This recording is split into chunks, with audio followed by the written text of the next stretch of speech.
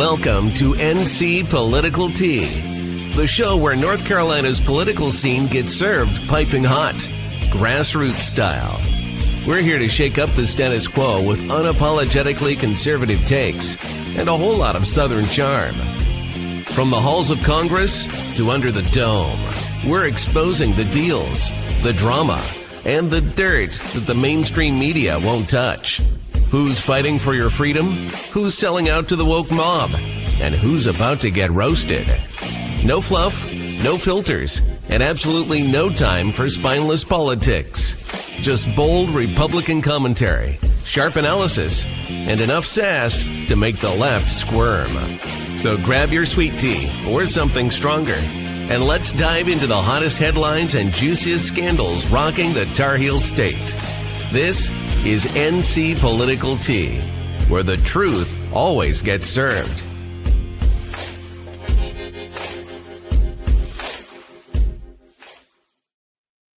Hi. Hey. It's been a crazy week, huh? Oh, insane. Absolutely wall-to-wall insane. So we haven't been on since the primary elections were a week ago. Yeah, well, there's been so much to cover. We kind of had to wait it out. And the biggest battle of them all really hasn't, I don't know if we've seen the end of it yet, but it sure has been interesting. Yeah, so this was the battle really for the control of North Carolina. Phil Berger was the Senate pro tem in charge for, I think, 11 years in leadership, 25 years altogether. Big time power player. The way it works in North Carolina is that the governor, and you put this out on your X feed today, is kind of a figurehead, right? Doesn't have a lot of executive power. So we're trying to take as much away from him as we can. Well, it's, conservatives do that because we do not believe that the power belongs in the executive function. Right. It's funny because the Democrats always say no kings, but they want Josh Stein to be king. That's a terrifying thought. Absolutely terrifying. We'll get to why in just a little bit. But this was the race. I mean, the guy that controls the budget, the guy that controls really de facto all the laws passed in North Carolina. And it's not putting it lightly. He does. And so Sam Page is the sheriff of Rockingham. We've had him on 5 or 6 times. Yeah. He's a friend of the show. Well, I worked the polls that day. Like I said, everybody, if you don't volunteer for at least 4 hours, that's nothing. For the whole time of either election day or early voting, you're really not doing your job out there as a conservative. Well, and I just want to say this to my hometown, Jamestown. Y'all are sucky. How'd you do that to him? It goes to show you, that it really matters that you get out in the little pocket areas because Jamestown, and I think it's Pleasant Garden. Those two areas were the ones that leaned more Berger, and that's because he spent a lot more time there, but they've reaped a lot of rewards from him as well. And the one piece of Guilford County that would have voted him out all the way around, how convenient it was. That swath of Summerfield was not in his district. Well, I was working the poll at a split district. So I had a bunch of people. I came into contact with 169 voters that day. And a bunch of people were mad as hell because they were in that Summerville district and they'd been cut. And they wanted the opportunity to vote against Phil Berger, who had really sold them out to casinos. Not only did he sell them out to casinos, he really disrupted their town. They don't have town government anymore. It's really unincorporated. They ruined. And let me just say this for someone who grew up most of my, I would say most formative years in Guilford County. When you're, looking to retire in Guilford County and you want a pocket, that's the pocket. Yeah, it's a beautiful area, lovely people. But this guy won. I was at let's see, hold on. I was at the victory party. Yeah, that's after working a long, hard day, working the election poll. And this is us together at the victory party. This is before we knew what the outcome would be. Before we sat and watched TV for days to see the provisional ballots counted. So it's 2 votes. And after the provisional count, guys, if you don't know what provisional means, help me if I'm wrong here, Margot. It's the military votes, right? Mm-hmm. Or okay. It's anything questionable plus the military and absentees. Okay. So I think he's up 23. Is that correct? I think I saw today. Now I didn't confirm it. I think he's up 2 more. I think he's at the 25 or 26 threshold. I think I saw that this morning. Now I didn't confirm that, so it's not written in stone. I will say what's interesting to me that I saw is that a lot of people don't know this, and I just want to throw it out there. You can vote without your ID. You have 3 days to get your ID and take it in. If you don't have it, you are a provisional voter. And in those 3 days, that's when Sam's team and Phil Berger's team are calling everybody who's a provisional, trying to figure out what side they're on. And to get their ass up the poll, right, that 3-day period. Now, I anticipate fully there'll be a recount. Okay, so there's going to be some legal maneuvering too. Look, you don't spend 11 million with outside groups. And guys, okay, you could spend competitively 11 million on a Senate race in a lot of states, probably in most states. You could spend it in North Carolina. I don't think the governor's race that high. Listen, in a little ass district, and Sam Page spent 45,000. Well, and you know what's funny about that? Like, we know people who run for statewide office who haven't spent $300,000, and they've won. I've run a statewide primary, and my opponent spent 350,000, and we spent like 30,000. And so, and I would say that's about like 350,000. I know in Western North Carolina, generally until this year, would have been a congressional seat. That's how much you need just to get your foot in the door. A U.S. congressional seat, guys, which usually entails 4 or 5 counties. Maybe. Yeah, well, it depends. Yeah, ours is like 16. Yeah, well, I mean, very few. We're out there.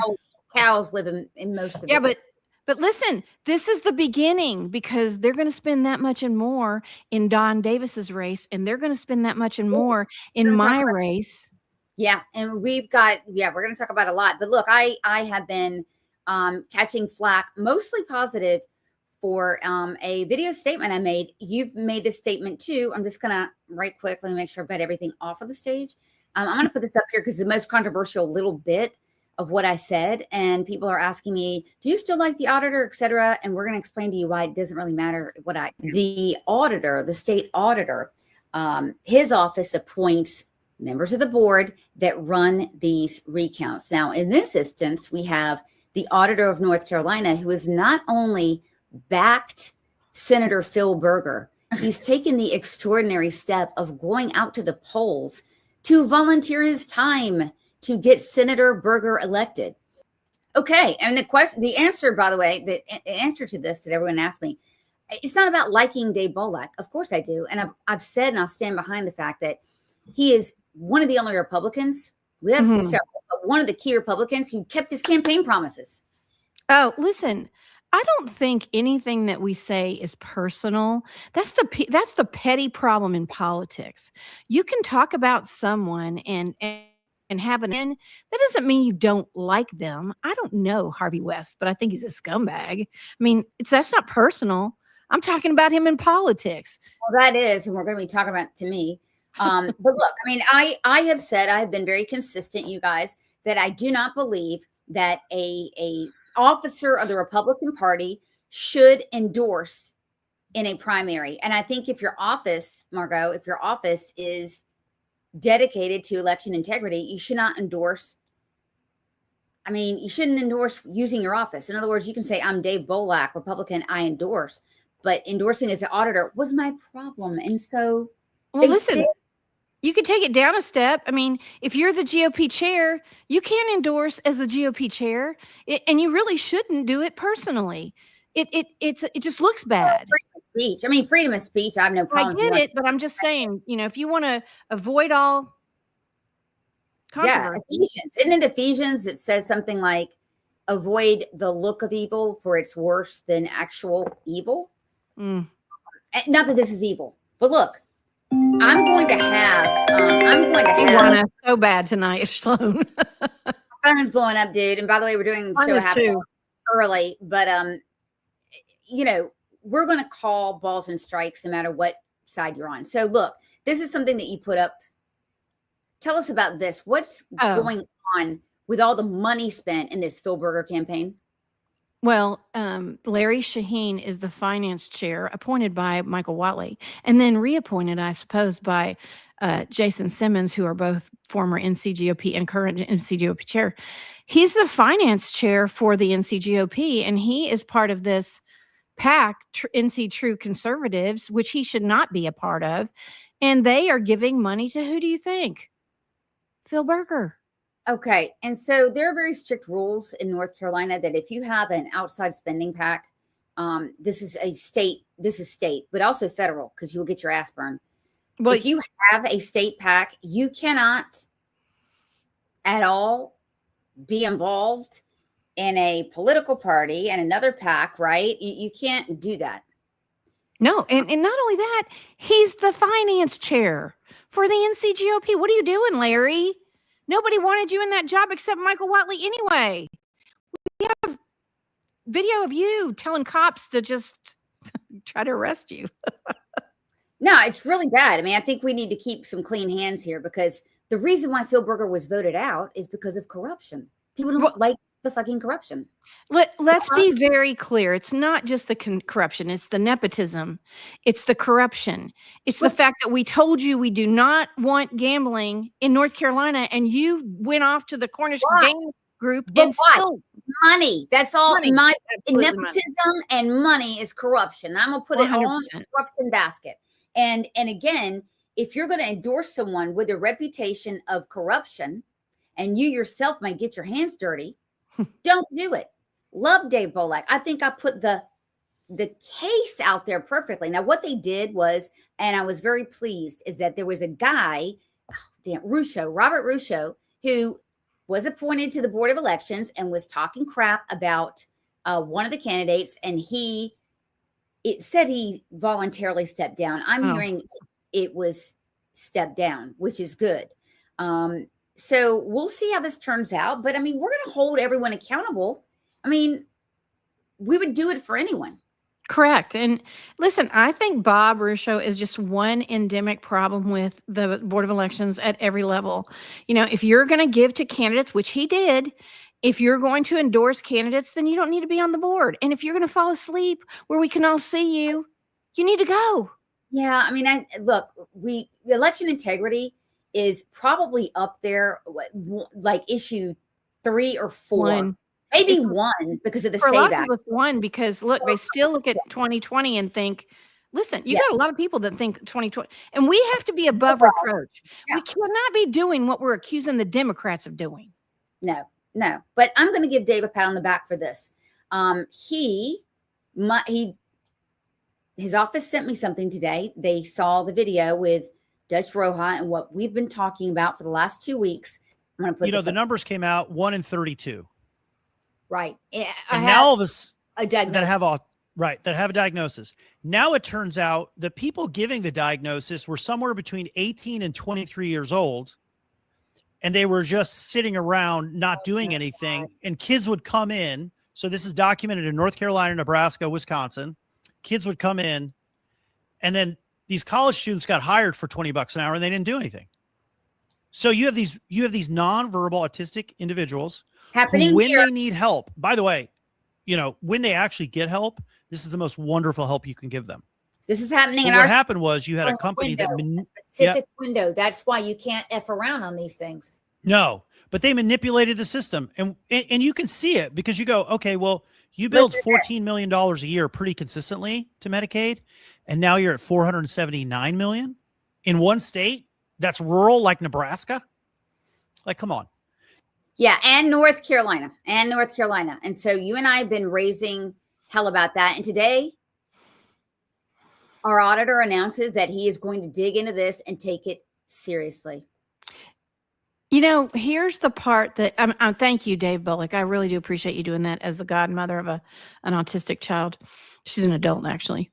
But here's the thing. It's the kids like my goddaughter who's going to be suffering because she does not take any benefits. And if she needs to, because one day her mother will not be there for her, she's going to be the one that suffers because of all the bad guys. You know what I mean? It's like such a bad thing that they abuse these children, innocent, really already down on their luck kind of children, not down on their luck. Because listen, my goddaughter can drive, she can work, but there's going to come a time where she can't live by herself. Well, what we have, because I know a little something about this in Eastern North Carolina, because ECU phased out their autism program to diagnose children within the first 18 months, which is that critical window. It's language acquisition, et cetera. They phased that out, but yet put services out there for 4-year-olds to get trans surgery and not trans surgery, but trans treatments. And so let's see, transgenderism in the 4-year-old population occurs, 0%.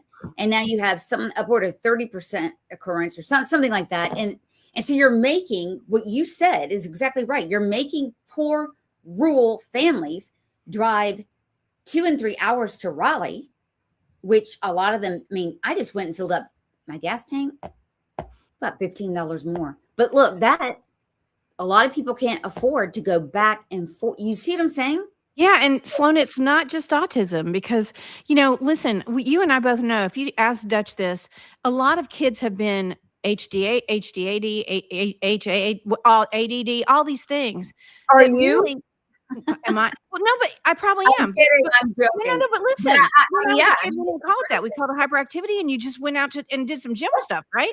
But now we have all these kids on meds, and it's going to trickle down is what I'm getting at. You start with autism, and then you're going to trickle down and see all these kids that are on all these Ritalin and Adderall. And why are they on these drugs? Some people need them. I'm not saying they don't, but a lot of people don't. A lot of them need a good ass beating or some exercise. Of course. Yeah, no, of course. Yeah. Some of them, yeah. And they just need to be focused on an exercise that makes them feel successful. Yeah, well, definitely. And so what you're saying is there's not enough people first of all, the resources are already thin, right? But we're asking a question too. And later in the interview, Dutch and I asked this question is that, are the financial incentives there to overdiagnose? If you got 18 and 20-year-old idiots out there diagnosing, right? Are the financial incentives there to milk the system, or do we really have an explosion in these things, in these behaviors? Well, and that's crazy. But here's the thing that's crazy. If you can say a kid that's 20 years old that hasn't gone to college, who isn't sponsored by a psychiatrist, who hasn't been trained, can help, that tells you all you need to know about what's going on in the world of psychology. Oh, psychology, it's a very psychobabble. Yeah. If you can tell 4-year-olds that they have a gender confusion issue, the bloom is off the rose. And we know that the industry is full of frauds. Are all of them frauds? Of course not. But when you have frauds at the top teaching this crap, that's the trickle down that you just talk about. I hope he finds something that is worthwhile. I think one of the associated things to this that people don't think about is all these opportunity scholarships that people are getting. There's a lot of specialty schools out there that really work with kids that have disabilities or that have, issues that they need help with. And they use those opportunity scholarships to be able to get that kind of focused attention. So there may be a correlation there, and I hope there's not, but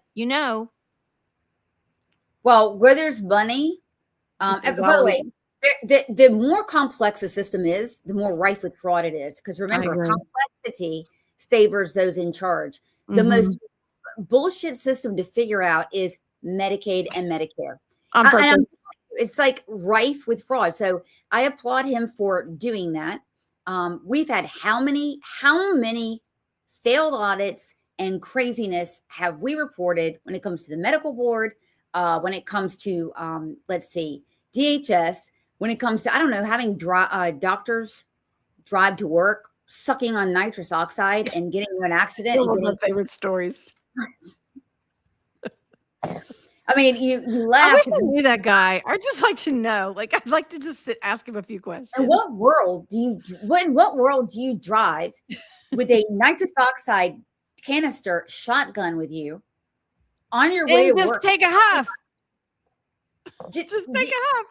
Because I'm being really serious. It only lasts 30 seconds in your system, and then it's out. How do you keep your high going? And you're a doctor, I don't know. Gives being under the influence a whole new meaning. Yeah, Okay. No, we have not taken nitrous laughing gas. We are actually, when things get, we have gallows humor and we're under a lot of pressure and we crack. You're going to see inappropriate laughter like every on this show. Well, we got to talk about the Dems. Let's talk about the Dems. First of all, we're going to talk about, look, overall, when you look at the primary, we're going to talk about this. There was and here's what I want to know. There was an anti-incumbent vibe, like a throw the bums out vibe, because we got rid of 9 when you add up Democrat and Republican. And so I'm wanting to know, is that going to be indicative of what we're going to see in the midterms, meaning the party in power, people want to throw them out? I hope not. I mean, I have to say, I am concerned for that very, very, very scenario, especially in my own district, because Chuck Edwards is very weak and he doesn't vote Republican. He's like a 60%er, which is not a very good Republican voter. But I think on top Republican. Well, yeah, he's a trans Republican. He's a Tillis guy. That's for sure. Wow. But, if you look even deeper down, Sloan, at the races below, at the House races, but then look down at the commissioners races and at the, at the sheriff's races, the stuff we saw this year was insane. Well, we had 3 sheriffs all in your congressional district that were booted for various accusations of wrongdoing. Some of it, the ding-a-ling games, quite frankly. Yeah, but in Gaston County, I think one of them there's a defamation suit already.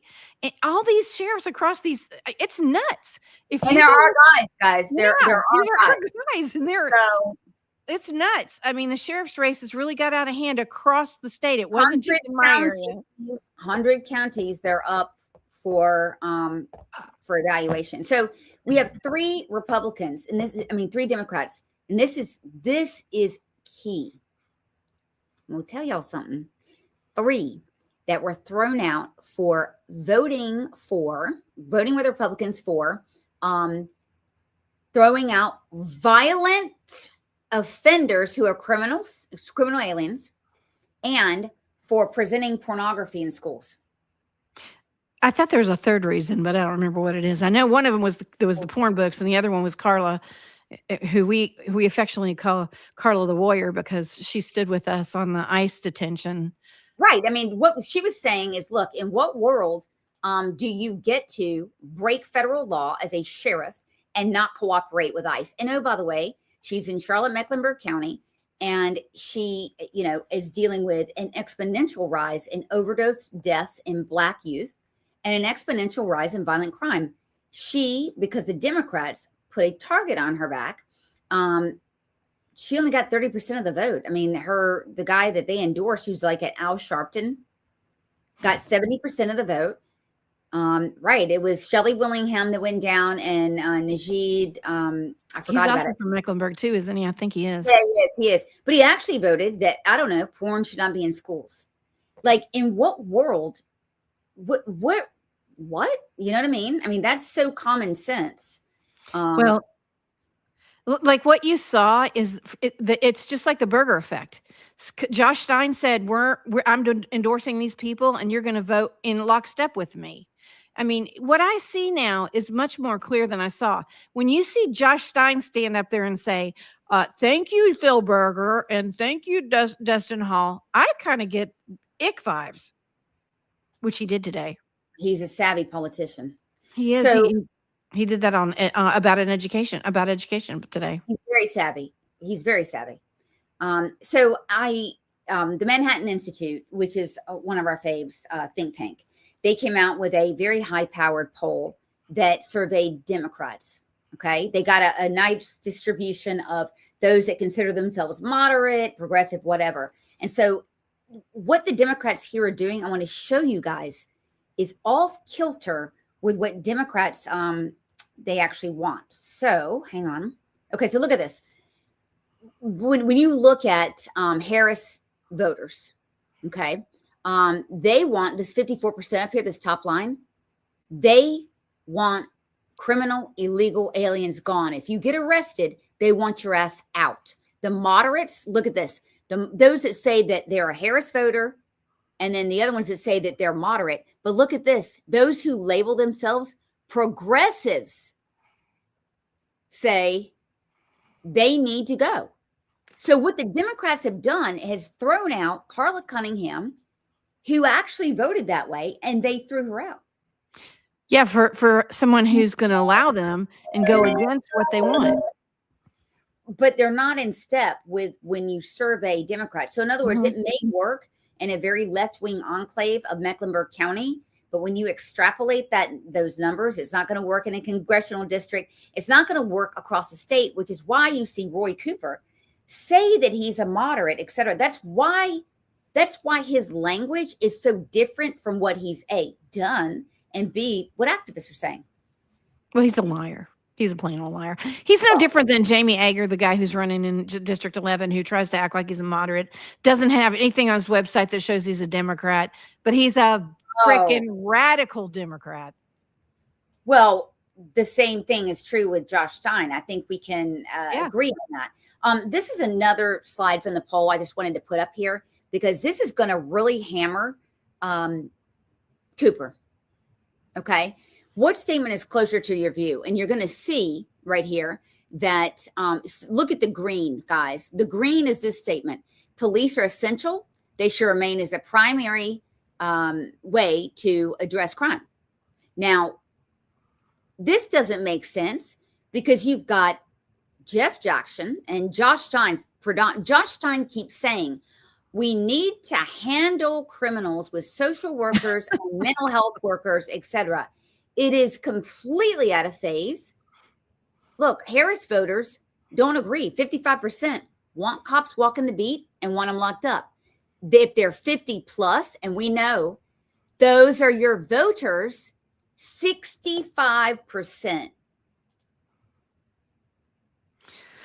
I'm trying to understand, where did we get in this world that you can't you can't agree even if your voters want you to? You're not allowed to agree with a Republican to do the right thing for people.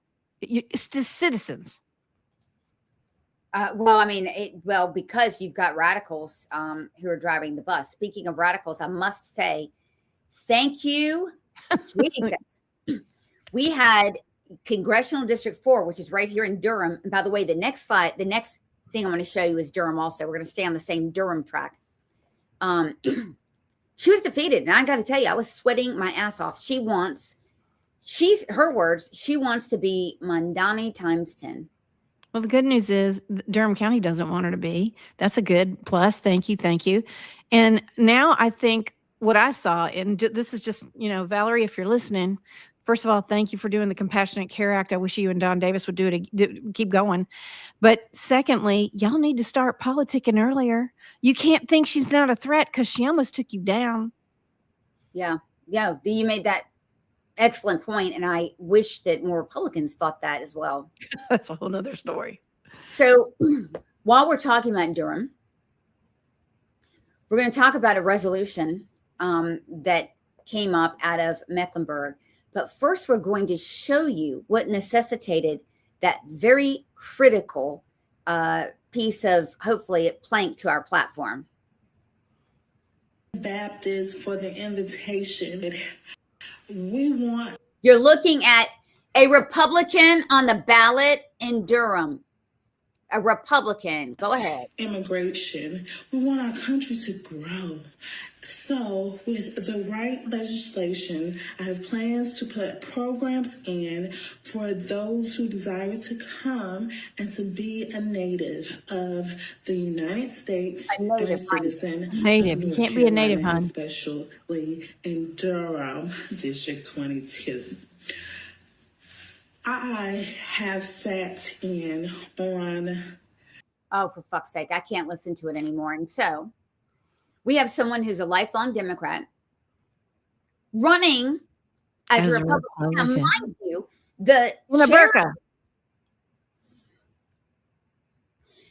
we have the chair of the Republican Party, Jason Simmons, the NCGOP. He has not said anything nor done anything. And don't give me this shit that you can't do it. You, at the minimum, as the chair of the GOP, have a leadership role and a platform. Hadn't heard a damn thing.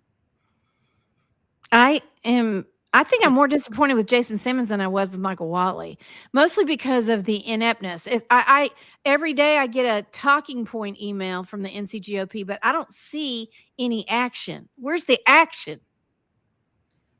Well, this is the easiest thing to do is have a press conference and say, how about, I don't know, at the minimum, I don't like this shit.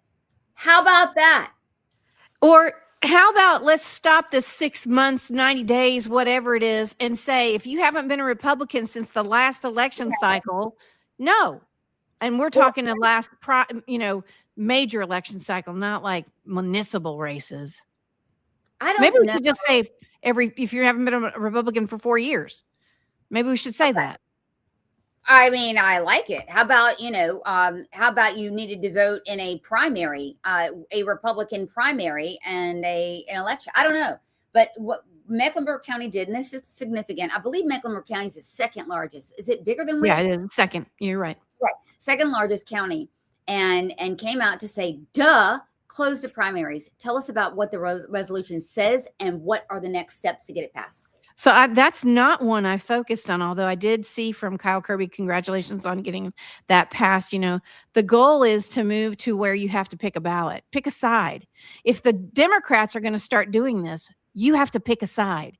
And the reluctance to do this is because unaffiliated voters are the largest voting bloc in North Carolina. And we have tried really hard to be nice and warm and fuzzy. You don't have to pick a side. No.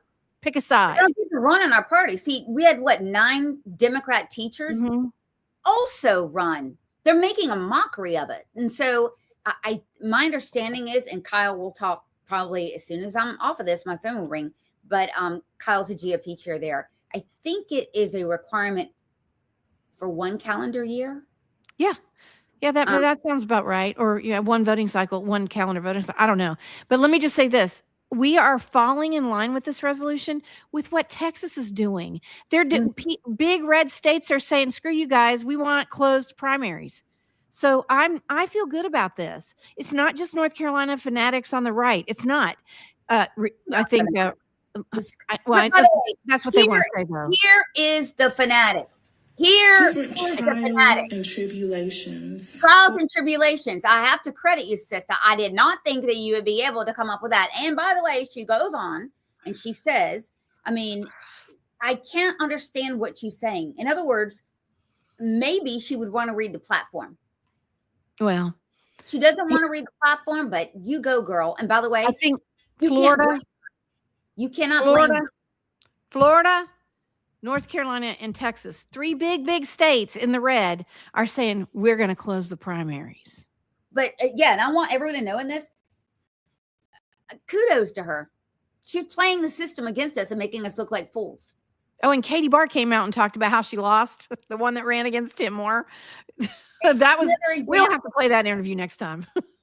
Another example of a girl that just got lucky with this. And by the way, we deserve to be made clowns of if we're acting like clowns, which is, by the way, what we're going to be talking about here. Is this Mecklenburg?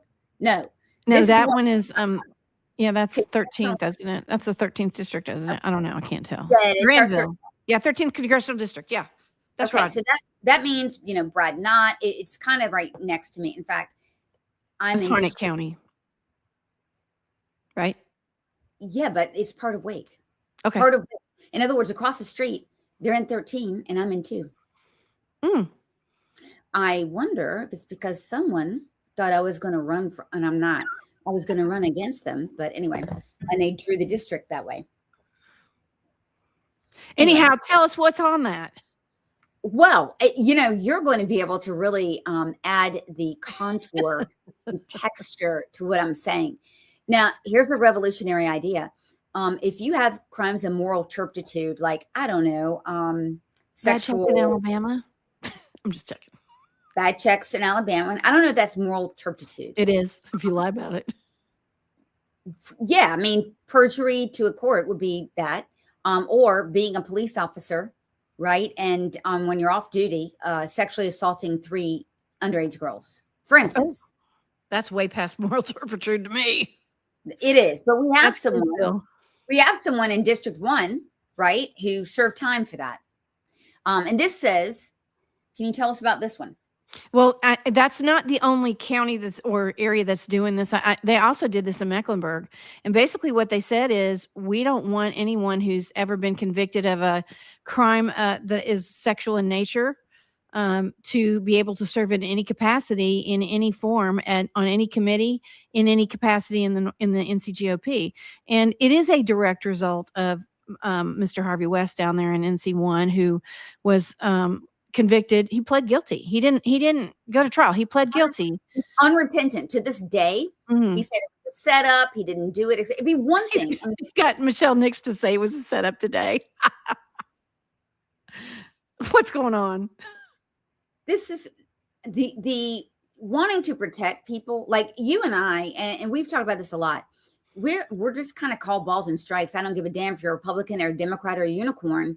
If you're doing things that violate it for us is about policy and not people. It's policies. So the narration today that came out from Ms. Nix is that it was a Democrat judge and he was set up. I'm like, he was indicted and he pled guilty. But what I have a real big problem with is, first of all, that's another officer. Yeah. Oh, yeah. She was the NCGOP state secretary, and now she is the district, I think 3. She's the district 3 chair. Okay, this is what they did with Bill Clinton. But she's got to be out of that because she's okay. So with Bill Clinton, Monica Lewinsky was actually the aggressor. She wasn't the victim, etc. And so when I'm never going to be part of any party. Now, these are just 2 wackos. They're not our principal party. I'm not going to be a part of anything where someone served time, admitted was to doing on the sex registry, 7.5 years. Let me get this straight. I was, by the way, a wealthy family, I understand. So I come from a pretty well-to-do family that could afford an appeal, but I just didn't. I just stayed in jail for 7.5 years. Is that what we're supposed to believe? Apparently so. How dare you do that to these victims? How dare we stand up as a party against the grooming, sex trafficking, the abuse of women, and have someone who's unrepentant about doing it. And now you're talking about another woman in the GOP taking up for it. Screw that and screw them. Well, and here's another piece of it people don't understand. Harvey West chairs or hosts every year the judicial picnic for all of the Republican judges. They don't know fundraise. No, a lot of them don't attend. Okay. They don't want to have their picture taken there. But either we stand for something or we don't. Yeah. So that really, it pisses me off. Well, I just, my vantage point is we need to really see what happens at the state convention when these resolutions come up. I'm just going to say it out loud. Jason Simmons, if you sweep this one under the rug or you don't let it hit the floor, you will regret that. I will make sure personally you regret that. Yeah, it's happened before where we tried to get this passed. I think it was like 4 years ago. Yeah, we wanted a felony clause, a very strict felony clause. When Michael Watley was chair, as I do recall. Yeah, we also wanted a censure for Tom Tillis, and he didn't want that. We brought that from the floor. And we passed that one. Yeah. But what did not pass was what we're talking about now. And a lot of us feel like we're not going to be in a party that doesn't represent our values. We want to belong to something that represents our values, right? That's why we choose, to go to the church we go to associate. There's 2 other things that didn't pass that really ticked a lot of people off. The medical freedom one didn't pass, which was a big, big deal. They worked really hard on that. And the pro-life, that one about no abortions, that one didn't pass either. And a lot of people just said, I'm not going back because you guys you're not serious. To the convention. Yeah. Yeah. Well, I mean, look, I don't believe in packing up your toys and going home. I don't either. I understand the frustration and getting that boiling point. You and I are often on the phone and I'm like, suck it up. You're like, I'm not going to do X, Y, Z. And I'm told to stop being a baby, not complaining. I get it, but you got to stay in the game, man. So the last thing we're going to talk about, we're going to stay in that area, is this, what happened here in District 1. I thought Buck had a good chance. I like Bobby, but now we had a rematch of Don Davis and Buckout, we need to talk. Well, I thought that the Asa Buck and Lori Buckout had some pretty close. I didn't see the very end result, but they were close. They were neck and neck for a while there. Yeah. Here's what I'll have to say. I mean, listen, people know what they're getting with Don Davis. He is one of those Democrats that actually gets a pass because of the district he's in. He doesn't have to take such a hard line. People understand that he's got, voters back home that are really paying attention to what he votes on. And Lori Buckout, like, come on, lady, you told us you were going to go home from your job under Trump that was kind of cushy because you were sick. What happened? You got well all of a sudden? Well, there's no secret that there's no love lost between you and Lori Buckout. No. And I have to tell you, we supported Sandy Smith, right, when they ran against each other in the primary. And so, and I'll also say that, the district has changed quite a bit. Geography has increased. What counties? Redistricting. I mean, yeah, they did that on purpose. They're trying to give her some leverage. It's R+4 now. So what did they add? What counties did they add? Oh, so they took part of Michelle Nix, where we were talking about. I think that's is it Onslow? It's Carteret. I think it's our Carteret County. They took a part of that and part of Greg Murphy's area, and slid it into and also Dare County, which is not part of Michelle. No one knows Michelle Nix. So what's the congressman there? Hudson Murphy. Right. He's up in the north. But they took part of his district and sliced it off and put it in Don Davis's district, added a couple counties like Dare County, which was previously not in NC1. And they're very, very conservative in Dare County. So, it's going to be interesting. She's going to have a major battle on her hand to make the voters feel impulsed to vote for her. She's not as charismatic as people think. He's an experienced legislator.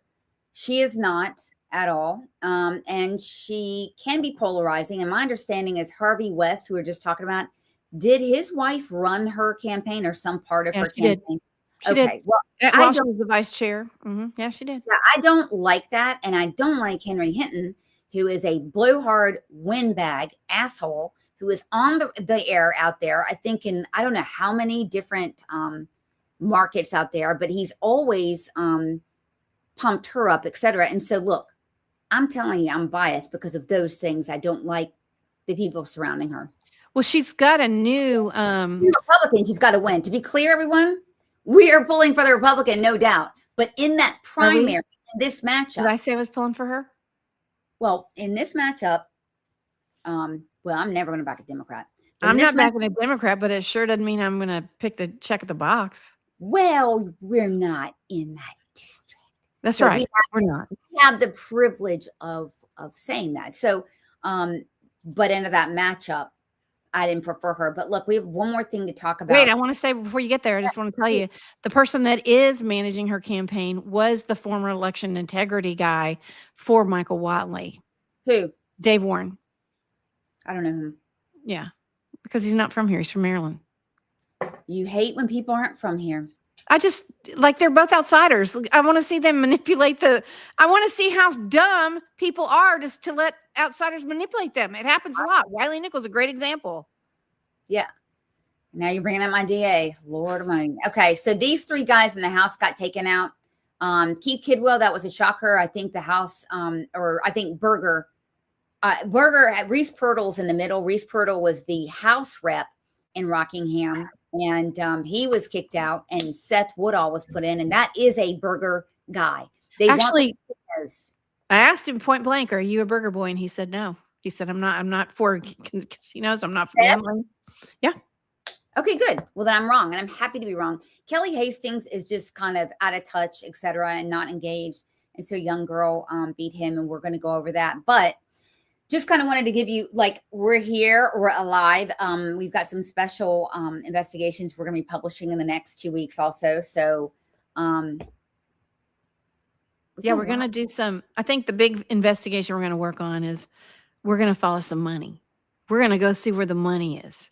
Because now that Berger's falling, and he is falling, You see people across the state start crying. Like, I never saw a GOP chair, Diane Parnell, cry about $250,000 that somehow Rockingham magically got from the House and Senate for a free clinic. None of us other states, counties got that, but they did. Well, let's check out and make sure the clinic is actually in existence. But we're kind of like, while we're on fraud, but talking about, lift is kind of like lifting up like old flooring and then roaches are scattering. We're going to be lifting up the flooring, metaphorically speaking, because, I don't do any manual labor at all. So we're going to be, or getting under the hood, another thing we don't do, but we're going to do. Yeah. And at some point we got to really have a deep conversation about your ride along, because it was fascinating. We're going to come up with, Carteret County. I spent 2 days with the sheriff's department, and we are going to really go crazy with that. So with that said, have a great night, guys. It's good to see you again. Thank you. You too. And we'll see each other on Thursday, I guess. Oh, no, it'll be next Tuesday. Okay. Bye, it'll be the next week. All right, guys. All right. Very good night. And by the way, share this with 10 people. Put it on your Facebook. Get it up there. All right. Have a good night, guys. Good night. That's a wrap on today's NC Political Tea. We hope you're leaving sharper, spicier, and ready to take on the political craziness in the Tar Heel State. If you loved what you heard, or even if it made you mad, don't forget to subscribe, leave a review, and share this show with your friends, family, and that one coworker who just needs the truth. Follow us on social media to stay in the loop and get your daily dose of conservative fire. And remember, here in North Carolina, the grassroots grows stronger when we stand together. Until next time, keep the faith, keep up the fight, and don't let the left water down your tea. This is NC Political Tea, where we spill it like it is.